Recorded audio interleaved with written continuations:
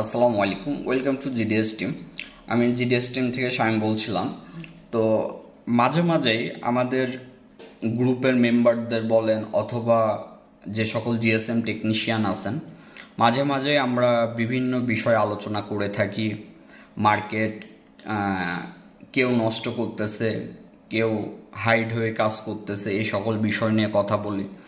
অনেকেই বারবার বলেন যে আসলে আমি ভাইয়া মার্কেট ঠিক রেখে কি করব, আমার পাশের দোকানদার তো এগুলো ঠিক রাখে না, অথবা আমি অনলাইনে একটা কাজ করে দেব, আমার রেট এটা, আরেকজন কাজ করতেছে কোনো রকম সামান্য একটু লাভ হলে করে দিচ্ছে।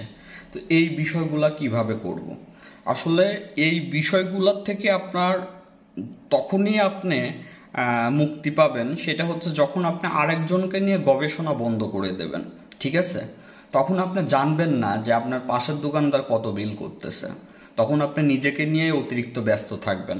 তখন আপনি এইটা অনলাইনে জানবেন না যে আপনি অনলাইনে কাজ করেন, আপনি কততে করতেছেন, আরেকজন কততে করতেছে। যখন ওই ব্যক্তিকে নিয়ে আপনার অতিরিক্ত কৌতূহল থাকবে এবং তাকে নিয়ে আপনি গবেষণা করবেন, তখন একমাত্র আপনার এই জিনিসটা হবে যে সে কমে করে দিচ্ছে। এখন বিষয় হচ্ছে আমরা নিজেদের ভুলগুলা কখনোই ওইভাবে ধরতে পারি না। এখন আমরা কেউই মনে করেন যে পারতপক্ষে পারফেক্ট না, সবারই ভুল থাকে, সবারই চলাফেরায় বলেন, কথা বলায় বলেন, কাজে ভুল থাকে, কিন্তু আমরা সবাই হচ্ছে অন্যের ভুলটা সুন্দরভাবে খুঁজে পাই। ঠিক আছে? এখন নিজের ভুলটা আমরা ওইভাবে আসলে পাইও না এবং নিজের ভুলটা নিয়ে আমরা কখনো স্বীকারও করি না, কিন্তু ভুল কিন্তু সবারই হয়। এখন মার্কেট কে কি করলো এইটা বিষয় না। এখন দেখুন, আপনার যদি সুন্দরভাবে আপনি যদি কাজ করতে চান, তাহলে দেখুন আপনার কিন্তু টোটাল বিষয়ে আপনার এক্সপার্ট হইতে হচ্ছে।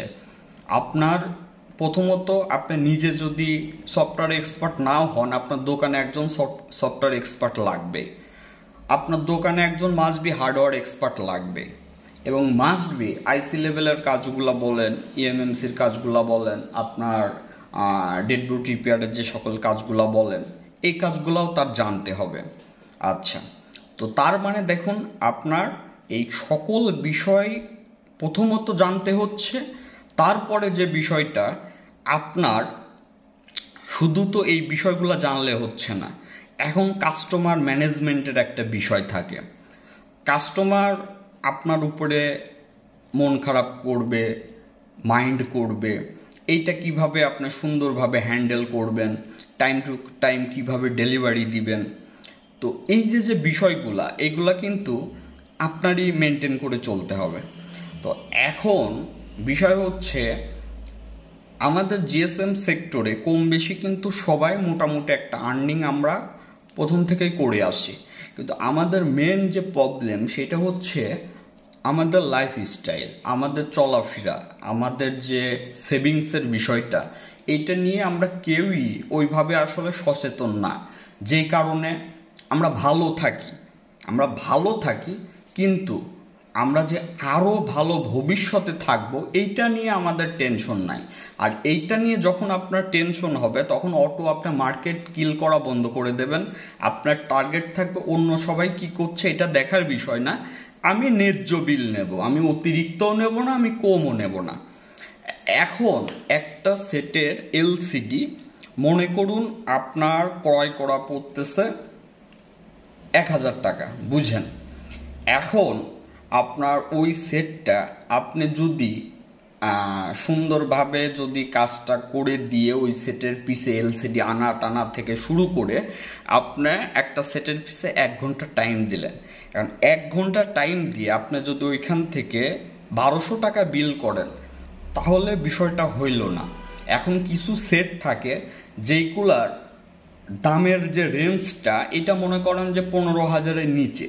এখন এইগুলার ক্ষেত্রে আপনি একটু কম বিল করেন, সমস্যা নাই, কিন্তু আপনার যখন একটা সেটের রেঞ্জ যখন 15,000 আপ হবে, আপনার বুঝতে হবে যে এখান থেকে আমার এই প্রফিটটা মাস্ট বি করতে হবে, নাই আমি করব না। আমার কথা হচ্ছে আপনার সারা দিনে 20টা কাজ করার আপনার দরকার নাই, সুন্দরভাবে করেন এবং সিরিয়াল অনুযায়ী করেন, টাইম টু টাইম ডেলিভারি দেন, 20টার জায়গায় 10টা করেন, দেখবেন যে ওই 20টার থেকে আপনার প্রফিট বেশি থাকতেছে। আর ওই যে যেটা বললাম, অন্য সবাইকে এনে গবেষণা বন্ধ করুন। আপনি এইটুকু হিসাব করুন, আমার দোকানের ভাড়া, আমার দোকানের ইলেকট্রিক বিল, আমার দোকানের নেট বিল, আমার ডিভাইসগুলা, বছরে অ্যাক্টিভিশন, তার মানে আমার মাসে কত পড়ে এটার একটা হিসাব।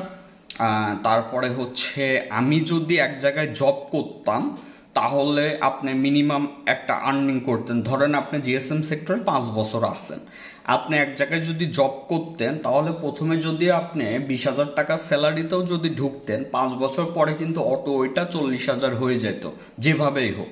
তো এখন বিষয় হচ্ছে, তার মানে ওখানে আপনার একটা স্যালারি আছে, তার মানে আপনি যে দোকানে শ্রম দিচ্ছেন ওই আপনার ওই স্যালারির যেটা হয় সেইটা আপনি ভাগ করে ওইটাও আপনি দেখুন। দেখার পরে আপনি এইবার তারপরে কাস্টমার ম্যানেজমেন্টের জন্য চা বিল টিল থাকে, তারপরে এক্সট্রা কিছু ড্যামারেজ থাকে। তো এই সব কিছু মিলায়ে আপনি যখন একটা সুন্দরভাবে একটা হিসাব করবেন যে আমার পার মাসে আমার দোকানে এত টাকা খরচ, কখনোই আপনি মার্কেট কিল করতে পারবেন না। ঠিক আছে?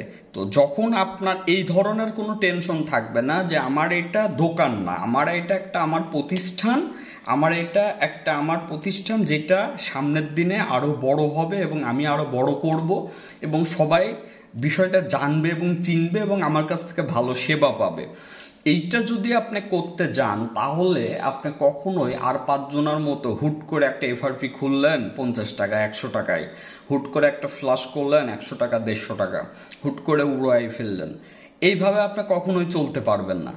তো অটো তখন আপনাকে বোঝাইতে হবে না, আপনি সারাদিন পোস্ট দিলেন বর্তমান চালের দাম এত, আপনারা মার্কেট কিল করতেছেন কেন, এইগুলো একজনের এই দিক দিয়ে যাবে, এই দিক দিয়ে বের হয়ে যাবে। কারণ কি, তার দিনে একটা মানুষের একটা ডিমান্ড থাকে, কারোর দিনে 500 হইলে হয়, কারোর দিনে 1000 হইলে হয়, কারোর দিনে 5000ও হয় না। তো এই কারণে তার ধরেন সারাদিনের ডিমান্ড হচ্ছে 500 টাকা অথবা 1000 টাকা, তার দরকার নাই বেশি, তার মার্কেট কিল হইলো কি কার কি হইলে এটা নিয়ে সমস্যা নাই, এবং সেই লাইনে টিকেও থাকতে পারবে না।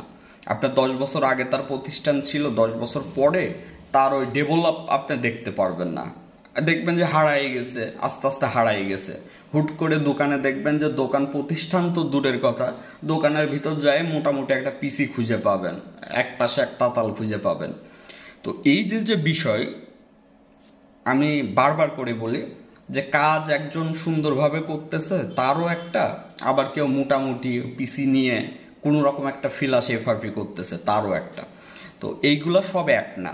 এখন আপনি কোনভাবে চলবেন ওটা আপনার বিষয়, আপনাকে এত বোঝানোর কিছু নাই। মার্কেট কিল করলে ক্ষতি অন্য সবার হচ্ছে না, ক্ষতি আপনারই হচ্ছে। দিন শেষে আপনি এই লাইনে থাকতে পারবেন না, লাস্টে লাইনের দোষ দেওয়া লাগবে যে সার্ভিসিং করে এখন আর টাকা নাই, সার্ভিসিং করে কয় টাকা ইনকাম হয়, আমি গ্রামে তাই আমার হচ্ছে না।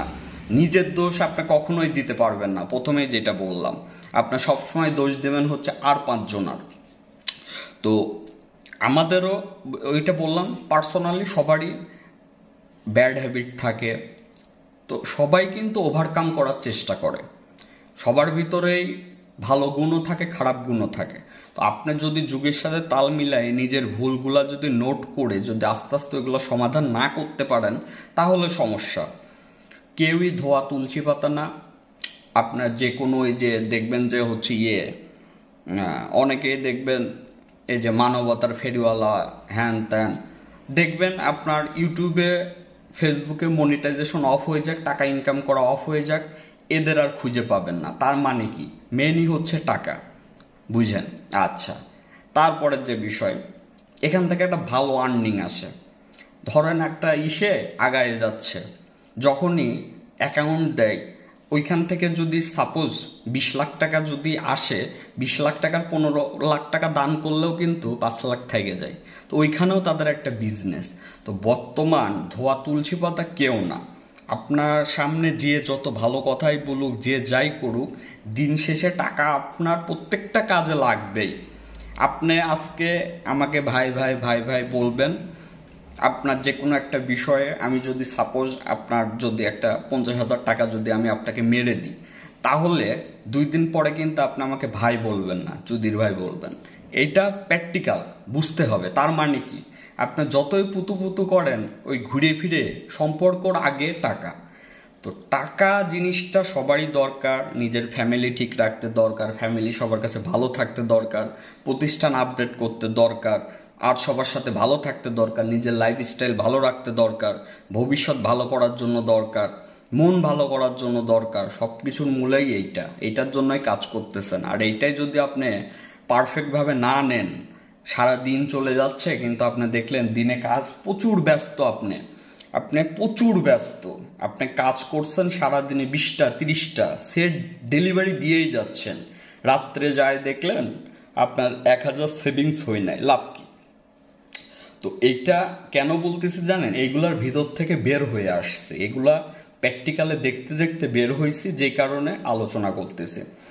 তো যাই হোক, সবাই সবার ভুলগুলা বোঝার চেষ্টা করেন, সবাই যার যার জায়গার থেকে সেক্টরটাকে ভালো রাখার জন্য যা যা করা যায় করুন, নিজের চিন্তা করুন, অন্য চিন্তা বাদ দেন, গিবত থেকে শুরু করে যা যা ব্যাড হ্যাবিট আছে এগুলো আস্তে আস্তে বাদ দিয়ে দেন, দেখবেন নিজে অনেক ভালো থাকবেন।